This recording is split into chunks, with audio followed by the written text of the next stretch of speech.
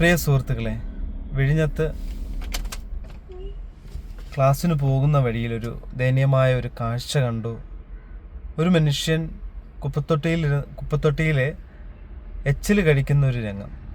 അത് എന്നെ വല്ലാതെ വേദനിപ്പിക്കുന്നു. എന്തു ചെയ്യണമെന്ന് എനിക്കും അറിയില്ല.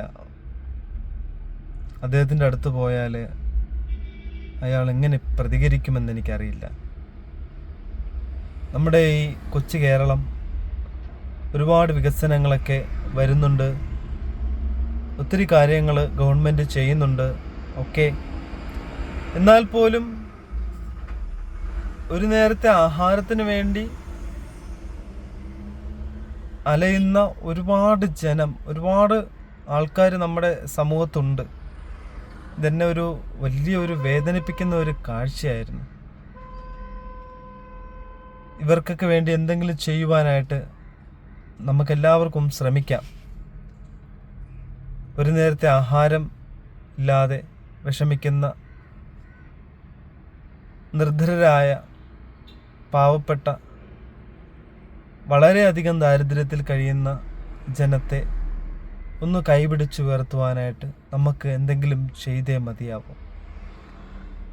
ആദ്യമായിട്ട് എനിക്ക് പറയാനുള്ള ഒരു കാര്യം, വ്യക്തിപരമായിട്ട് എനിക്ക് നിങ്ങൾക്കൊക്കെ എന്തെങ്കിലും ചെയ്യുവാനായിട്ട്, ഒരു നേരത്തെ ആഹാരം ഇല്ലാത്ത ഒരാൾക്ക് ഒരു നേരത്തെ ആഹാരമെങ്കിലും കൊടുക്കുവാനായിട്ട് സാധിക്കട്ടെ. വസ്ത്രമില്ലാത്തവർക്ക് വസ്ത്രം കൊടുക്കുവാനായിട്ട് നമുക്ക് സാധിക്കട്ടെ.